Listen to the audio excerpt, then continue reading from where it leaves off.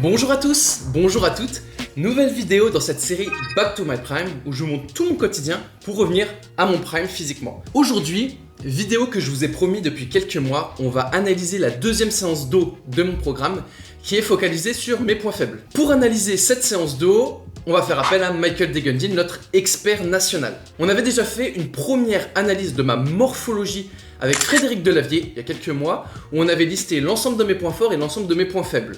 L'idée, c'était ensuite de faire un programme adapté à ma morphologie avec de l'intensité, un bon volume d'entraînement pour essayer d'améliorer au maximum l'ensemble de mes points faibles. Et aujourd'hui, on fait appel à notre expert, Michael Degundil.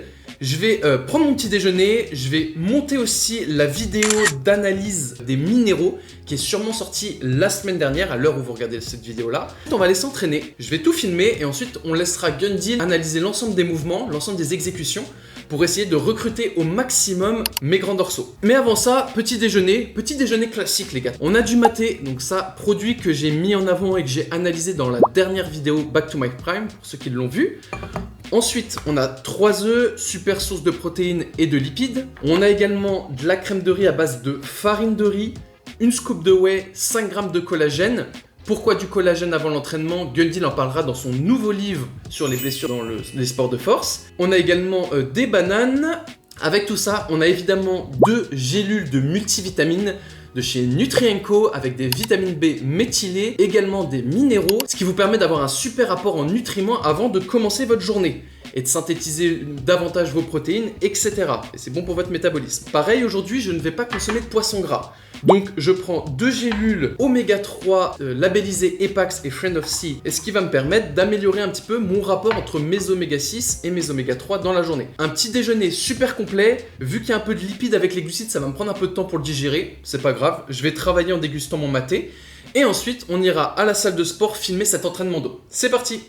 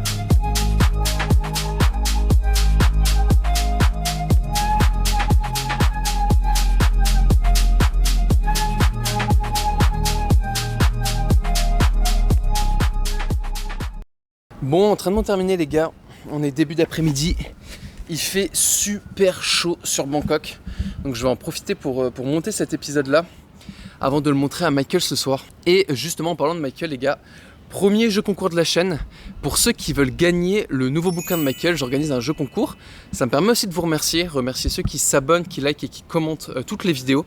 Je vois vos commentaires, en plus il y en a, c'est les mêmes depuis les vidéos à 200 vues jusqu'à maintenant.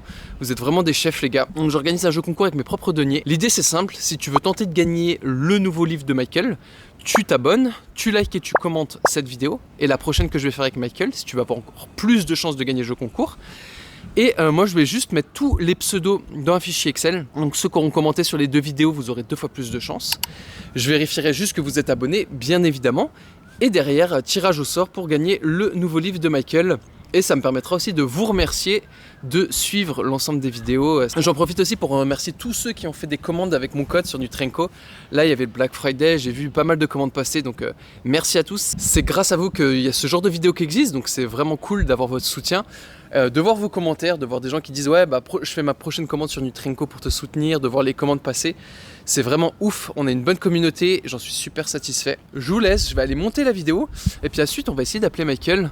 On va voir ce que va dire Michael sur l'exécution, sur les choix des exercices et sur les mouvements. C'est parti. Du coup avec mon point faible sur le grand dorsal et surtout sur le bas du grand dorsal, un point faible assez important sur le dos, j'ai une grosse partie de mon dos en fait qui est composée de lombaires, je suis un peu mal foutu là-dessus. Et donc, de grosses difficultés à sentir le grand dorsal.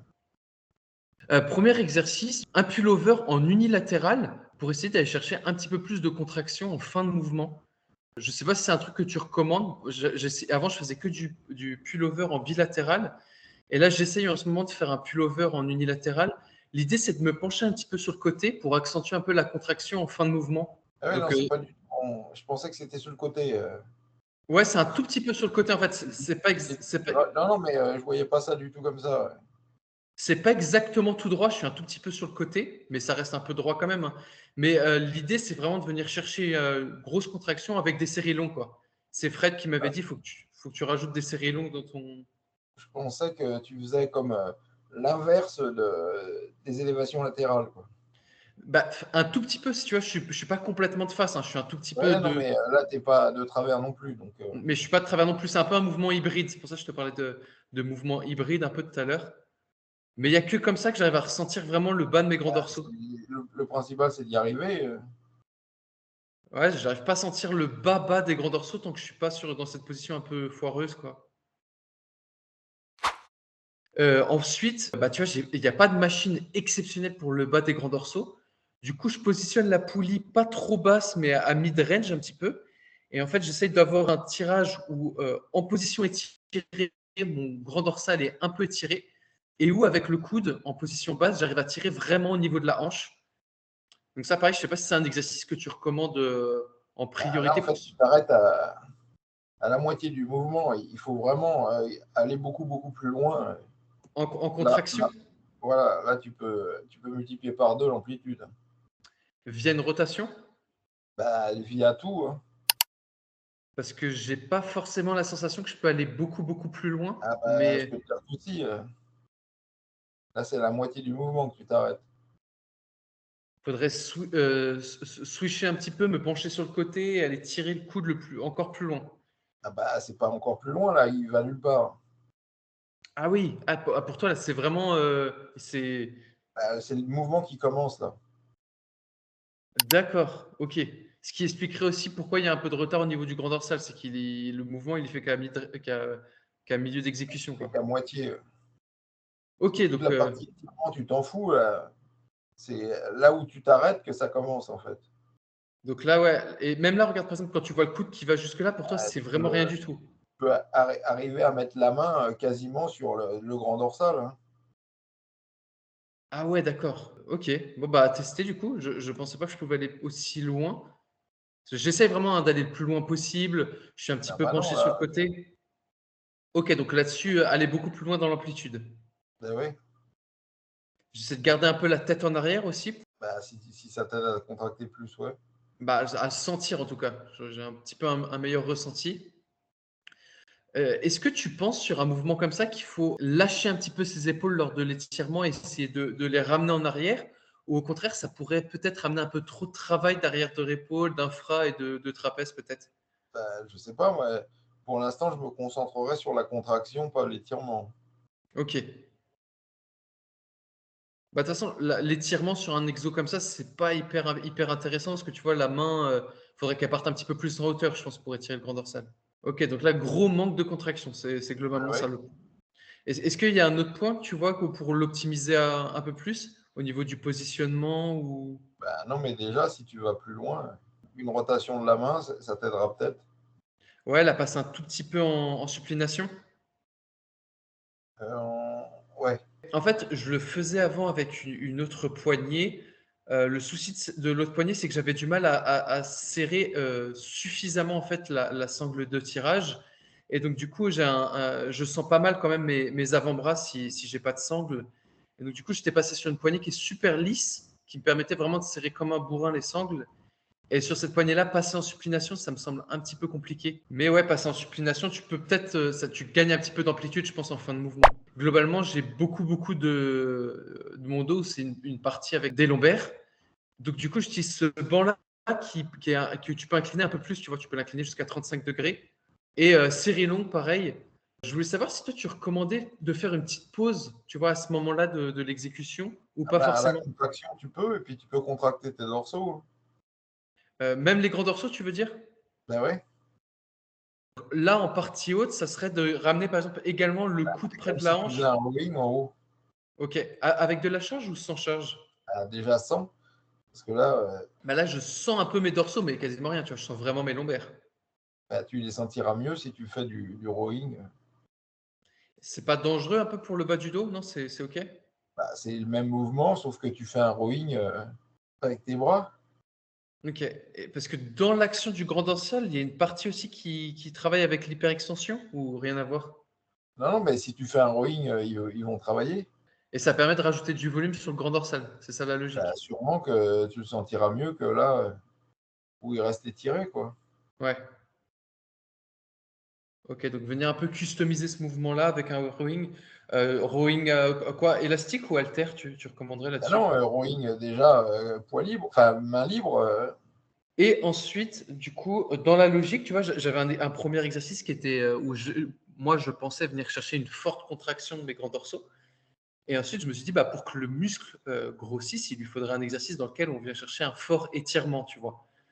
Et donc, du coup, pour ça, je prends une prise qui est une prise type Mac, tu vois, qui est un petit peu, qui est serrée. Et l'idée, c'est d'avoir un étirement où j'ai les mains bien au-dessus de la tête et où j'essaie de descendre assez bas aussi. L'idée dans mes séances 2, c'est que mes séances 2 sont divisées en deux. Dans celle que tu vois, il n'y a pas beaucoup de mouvements un peu de tirage type traction. C'est plus axé un peu tirage horizontal. J'ai uniquement ce mouvement-là que j'essaye de placer pour rajouter un peu d'étirement. Et vu que c'est une prise un peu serrée, tu sais, il y a un plus grand étirement au niveau des dorsaux. Mais pareil, dis-moi ce que tu en penses. Est-ce que peut-être que c'est pas forcément nécessaire ou Si tu veux un étirement, tu le fais qu'un bras à la fois, hein. parce que déjà avec une prise serrée, tu as un meilleur étirement qu'avec une prise large globalement. Ah oui, mais à deux mains, tu peux pas. Il faut que tu fasses une banane. Tu peux pas faire de banane. Une banane, tu veux dire? Bah, il faut que C'est ton corps il fasse une banane, ouais. bah ouais, je sais pas si tu vois, j'essaye de en fait de m'accentuer cette courbure pour essayer d'avoir un espèce de mouvement Ouais, mais là, super. tu restes bien droit, hein. Ah, tu trouves que je reste super droit là? Bah, sur le plan, si je te regarde, si je me mets à la place du poids et que je te regarde, tu es tout droit. Là, faut que tu fasses une banane. Euh, alors, tu veux dire pas dans ce sens-là, mais dans le sens latéral, c'est ça? Bah oui, Ok, de gauche à droite. En fait, si je bah, prends de la droite poignée, à gauche ou de gauche à droite, ça dépend quel bras tu fais. oui, selon la poignée où tu la prends. Ok, ok. Pour en fait avoir une petite torsion et venir étirer encore au maximum les Bah, grands si tu dorsaux. veux étirer, ouais.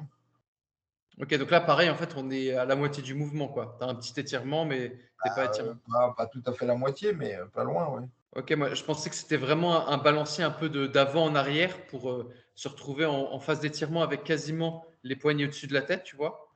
Et quand tu es contracté, avoir les coudes qui miment un petit peu en fait l'action d'un pullover à la fin pour essayer vraiment de rajouter un peu de contraction aussi sur le mouvement.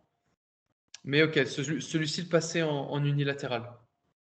Ah bah oui. De toute manière, si les mouvements sont pas en unilatéral, tu travailles pas. Donc, D'autres choses dessus ou globalement unilatéral et un balancier unilatéral, de toute façon, la problématique de l'unilatéral, c'est le temps que ça prend. Mais bon, après, c'est juste du temps bah, à pas prendre. plus. Si tu enchaînes, pas plus que. Ok. Ouais, donc point faible, faut oublier tout de suite le bilatéral. Ouais, mais après, ça Ah me paraît ouais. logique. Et du coup, dans cette séance-là, vu que c'est tirage horizontal, je sais pas si tu as vu sur mon dos, mais pareil, au niveau des trapèzes, c'est pas non plus incroyable, tu vois. On Ah bah peut. non, c'est ce que j'ai vu surtout le plus, le bas des trapèzes qui est. Bah ouais, c'est un peu vide. Quand c'est contracté, tu vois, on voit que ça commence un peu à prendre forme, mais quand là, c'est pas congestionné après quelques jours à froid, tu l'impression qu'il se passe rien du tout, quoi. C'est c'est c'est un peu vide, quoi. Donc bas des trapèzes, le haut, bon, bah, c'est un tout petit peu plus simple, mais du coup, j'essaie de rajouter un dernier mouvement de rowing. Cette fois-ci, c'est sur une machine, donc bon, je le fais encore en bilatéral, donc j'imagine que tu Ouais, vas me non, dire que mais pour le centre des trapèzes, mieux vaut être en bilatéral. là, sur celle-ci, j'essaie d'avoir, ouais, coude ouvert à fond, prise en pronation et de ramener un peu de centre contraction dans les trapèzes, tu vois, avec un mouvement un peu de shrug, d'abduction un peu des épaules, donc un mouvement d'épaule pour essayer de solliciter un peu la zone. Donc là, pas forcément de l'unilatéral, tu disais. On peut rester sur un mouvement comme Ah ça. ben non, là, tu peux rester sur du bilatéral, c'est de la contraction. Essayer de passer plus sur des séries assez longues ou là, faut plus essayer de charger un peu vu que c'est des Il trapèzes. faut, il faut taper dans le muscle comme tu peux, hein. Au niveau des angles de tirage, tu penses qu'on est plutôt bon? Tu vois, je ne suis pas encore trop ouvert. Je sais pas, moi, je verrais peut-être le siège un tout petit peu plus bas. Ah ouais, plus bas, ok. S'il se descend plus, je sais pas. Oui, oui, oui, je suis remonté au maximum, donc je peux le descendre. L'idée, ça serait de tirer plus sur cet axe-là, plus proche de la poitrine. Ben, sûrement, ouais, plus haut, ouais. Ok, là, on est un peu trop bas pour toi, pour cibler le bas des trapèzes. L'avantage sur celle-ci, c'est que vu qu'elle remonte un peu, je sens bien l'étirement, même de l'infra, etc. Et vu que ça redescend, en fait, sur cette contraction-là, je sens quasiment un peu la totalité du dos, tu vois, je pourrais dire. Bon, pas, je ne sens pas beaucoup les grands dorsaux, mais avec un petit shrug et tout, je sens bien la totalité des trapèzes, en tout cas. Sur une séance comme ça, est-ce que tu vois un exo absolument qui manquerait dans la programmation pour que ça soit un peu bénéfique et cohérent avec le reste de la séance ou Ah, il y a à peu près tous les angles. au niveau des choix des angles, on n'est pas trop mal? Ouais. Tu vois, en fait, juste après cet exercice-là, je passais sur un mouvement comme ça pour rajouter de l'étirement. Mais au final, celui-ci, maintenant, je l'ai changé, je l'ai mis sur une autre séance d'eau. Ah, il faut aller plus loin. Le coude, il faut l'amener dans derrière le dos, hein. Ouais, donc même problématique en fait. Le mouvement, il est loin de se terminer là où il devrait, quoi. Ah ouais. Donc le choix des angles, on est plutôt bon. Par contre, il va falloir augmenter vraiment l'amplitude sur les mouvements pour que ça soit bien plus complet. Ouais. Et avec ça, est-ce que tu penses qu'il y a une chance un jour que j'ai du grand dorsal ou c'est peine perdue Bah, ça, c'est difficile à savoir. Parce que bon, je fais 1m92, à peu près 92-93 kilos, mais ouais, le dos, c'est quand même la misère, quoi. Bah, le principal, c'est d'être large d'épaule.